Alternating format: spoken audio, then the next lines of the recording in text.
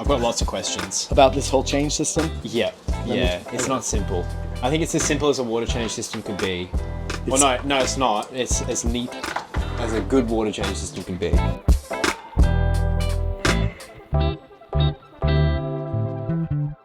Let's just call this my water change system. Yeah. Okay. Automatic. But in reality, there's two different systems up here. Yeah. And then down here, this is just the drain system. Yes. So talk about the drain system first, because you have to get rid of water first. Yes, always start with the drainage. So if you don't have a way to get rid of the water, then you're kind of stuck. So in this room, there's no floor drain. No. There's no natural drain. There's no sink drain. So I had to create a sump. So the bucket is actually a sump. This is the switch. You can hear me turn it on by just pulling it up.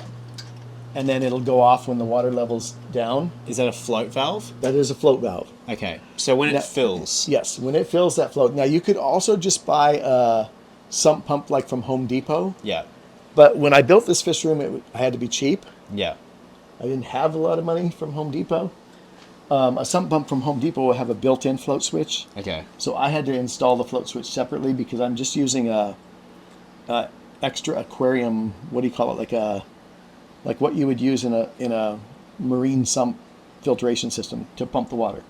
So where the water is going, I had to figure out how do I get it out of the room, because if you go outside of the room, there's a wall there, nowhere to go. Yeah. There's a wall there into my hall. That goes to my staircase. So I had to go up through the ceiling here, across through the ceiling into the other room, and down and tie into the washing machine drain. Can we look at it? Yeah.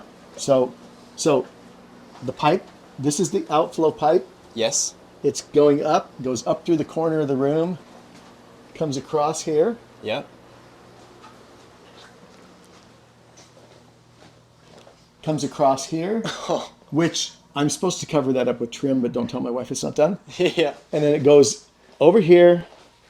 The washing machine is here. Yes. It goes in the wall because I didn't have sheetrock on the wall at that time. Okay. And it's tied to the washing machine drain with a T. Yeah. So if you listen in here, I'll go run it, and you can hear the water right here.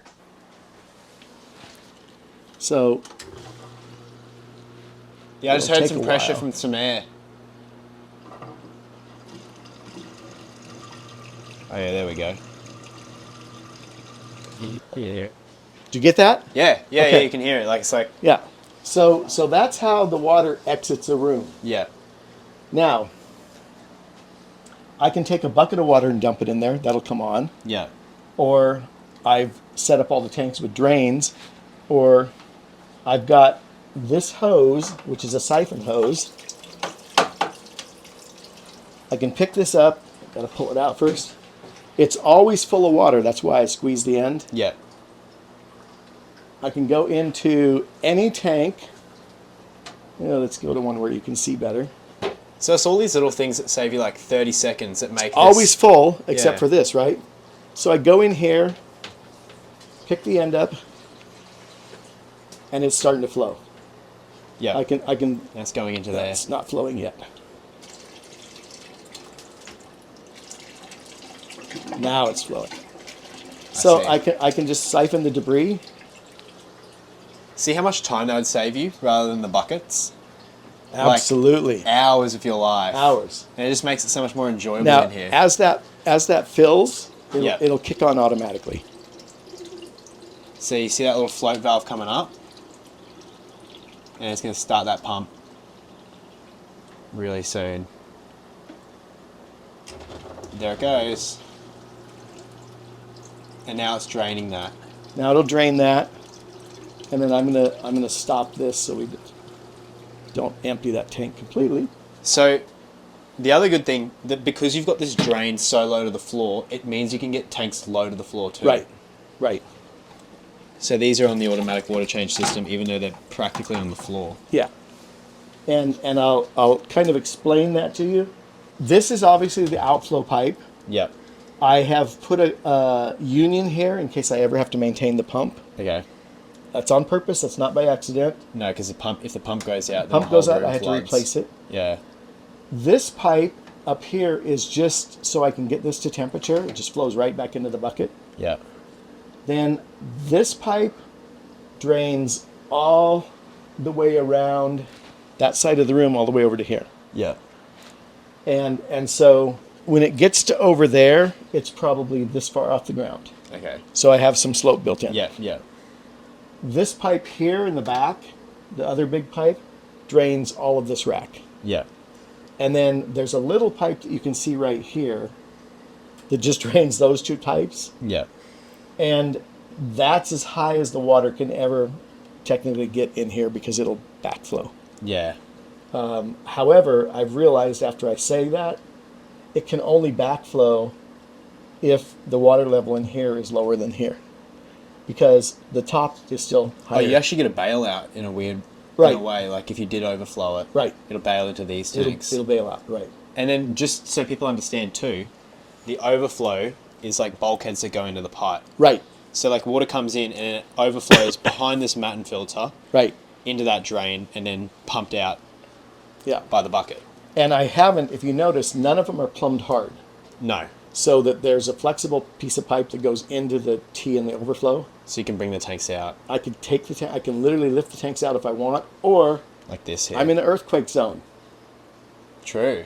If they're hard plumbed, I would have a lot of cracked tanks if I had an earthquake. This Let's way, hope that there's doesn't happen. a little play. I think it's important to note too, if that pump, like you can't just run a water change when you're not at home, because if that pump goes off, Wrong. what? How? I can run a water change when I'm in Peru. Really? Yeah. What happens if that pump goes off? It's been going for 10 years. I've never had it fail. Okay. If it did fail, you'd be. If it did fail, there would be a problem. Yeah, yeah. Well, I would go hopefully water, it but fortunately, it's not done that yet. yeah. Just make sure someone's home to turn it off. If anybody knows of a good Bluetooth water alarm that would tell me that, Yeah, put that in the comments. that would be great in the comments. It's got to be Bluetooth or it wouldn't help me at all. No. And then water coming in. Water coming in two different ways. So up here, I've got hot, cold, hot, cold. Yes. These two are always on. These two I can turn on. And then these two are gate valves, which help me to control the temperature, which I can tell. So the hot and cold come together here. Yep. They come down. This is what essentially is called a thermometer well. Yep. And as you adjust these gate valves, you can adjust the temperature. Yep. Then it comes down and it goes through a sediment filter. You can kind of see it's, Yes. it looks a little messy, but it's the only way I could make everything fit at the time. Yeah. And then out of the sediment filter, this is my on-off valve to this green hose. By the way, this is Flexilla hose. If you're listening to Flexilla, you should give me free hoses for this, because this is probably the best fish room hose. Okay. I've been through a lot of cheaper hoses, but this one's super flexible. It'll handle warm water, Yep. and it comes out of here. Yes. So, Wait, so all the water comes out of that hose? no, not all. This Okay. is just this side.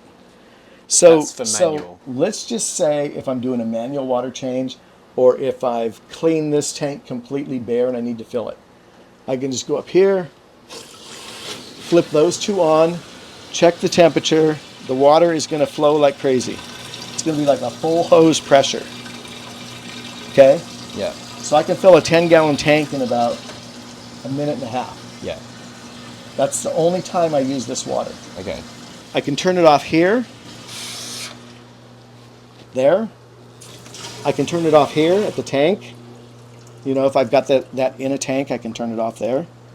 Man, I dread if I actually turned it on by accident. Or I can turn it off up here. Okay. Now, one thing I've learned with any of these hoses is don't leave the pressure in it. So you only run it through a sediment filter out of the tap. Out of the tap. So there's no like chlorine or anything. I do have chlorine in my water, but like you were telling me you had chloramine in the water. Yeah. So if you have chloramine, you're going to have to break that bond either chemically or with a lot of carbon Yeah. or a storage tank. That's your only choice. Yeah. So the easiest way, say there is chloramine in your water, what I'd recommend is something the exact same as that, but connected to a big water tank where you take the water and treat it, and then it's the exact same. Then you use it. Yeah. Then you've always got like 10,000 liters of Right. pure Exactly. water that you can use. So I know that San Francisco has chloramine, and what they do is they use double prime or double whatever your favorite water conditioner is, and it usually breaks the bond. Oh, so they treat it before they give it to you. No, they would like if they're doing a water change in a tank like this, Yeah. half. They've drained the tank. Yeah. They double prime or whatever, ultimate or whatever they're using, and then they fill it without conditioning it otherwise. Okay. And supposedly double the dose will break that bond. Yeah. Because you have to break the ammonia chlorine bond. Yes. Otherwise, you're going to kill your fish or plants or everything, especially shrimp. Yeah, sure. They'll just be wiped out. So I don't have that problem because my chlorine is almost immeasurable. I've tested it with a chlorine test kit. It's like less than 2 ppms. I've got a weird theory that it's because you might be at the end of the water line for the mains, so by then it's maybe evaporated. Maybe. I don't know. But it's super low, and so I'm lucky where I don't have to worry about that. Yeah. So in this case, but I will say, if I'm doing a whole tank, I will add water conditioner of some sort, just to be safe. just to be safe, especially if there's fish in the tank. Yeah. If there's not fish in the tank, I usually just do it and don't worry about it. So that's the one side. So we've got into manual water changes. That's the manual water change or manual tank filling. Now the automatic side, it runs through this. It's called a temperature control valve. Yeah. It's made by Haas Manufacturing, but it's called an IntelliFaucet. Looks expensive. It's let me think. How many angelfish would that be? 2,500. What's like 1,200 divided by 3? 400. It's about 400 angelfish. Yeah. So that's why you should be breeding angelfish. Exactly. We'll talk about it in another video. That'll be another video. So anyway, so it is expensive, but this thing is quite amazing if you think about the whole thing. And what I'm going to do is I'm going to turn it on. It's just going to pump down the drain for right now. Okay. And I'll show you some of the features that it does. So I have mine set up so it's always on. Yes. Okay. And it's set at a temperature of 81.2 degrees. Yeah. Okay. But I can adjust that temperature in 1 degree or 1/10 degree increments all the way from in the 50s to, I believe, way past 100. This is so good for you because the water in Brisbane comes out of the tap like hotter than it does in the tanks. So you could easily spawn fish just cold water change. Right. So I can adjust the temperature. Let me go back to my 81.2. Yeah. I found that 81.2, by the time it gets to the tank, it might have cooled a little bit, but it tends to be the right temperature. Okay. If I'm doing the cories that I want to spawn, like in the bathroom, Yeah. I can set it at 70. Okay. And it only pumps 70 degree water. But it'll also, I can adjust the flow from 100% down to, I think, 10 or 0 maybe. So that's actually the flow that it's letting through. And the clicking that you hear is the solenoids in there. They check the water temperature, I think, 60 times a second. So that's how accurate it is. It's not made for fish tanks. It's made for industry, Here it is in a basement in Seattle. Yeah. And furthermore, if you don't have a timer, you can set a timer. Yeah. So this would be the only thing you can't control from like Peru. Like you just have to set it. This has to be on. Okay. Yeah, but if you had to leave for Peru, you just set it like 78 or something and just change the water. And then I just use this. Yeah, just to keep the water clean. I believe they now have a Wi-Fi thing you can add to this. Okay. But I don't need it. I just leave it on. Yeah, whatever. So how this works? I got hot and cold water. They come in through these stainless steel pipes, which come in the bottom. Yeah. So this is hot, cold. It goes in. It goes up into it. These two things are the solenoids that adjust it somehow. all the electronics are in there, and the water comes out here at the temperature. That water is then going in through these two filters, sediment filter Yep. and a carbon block. So you have a separate filter for each side. Like this is only for manual, this filter? Yes, this Okay. does not affect this at all. Yeah. And this is for the automatic. Yep. All right. Okay. So sediment filter is first, and then the carbon block. It goes down. You just do the carbon block for the sake of it? Yes. Yeah. Yeah. I mean, it might take out heavy metals if there's any, something like that. Don't want mercury poison fish. I'm able to see the pressure if I want, which that just tells me if the filters are plugged up. Okay. So that's just a pressure. That pressure just tells you That's when just to a pressure change it. gauge. Yeah. Yeah. And then I can regulate the temperature also because it's going through this. So this is like 81.4. This is reading 80.2. Yeah. Eventually they will kind of equalize. From there, it's kind of convoluted. It goes through here, comes down through this long manifold. Yeah. Okay, on the manifold, I've got 7 solenoids. Each goes to a 1/4 inch like ice maker tubing. Yeah. These ones aren't, well, this is to fill buckets. Buckets, get that? That's what this is for. I can turn it on anytime and I'll get temperature water. Yeah. This I call my mini hose, which is what's running right now. Yeah.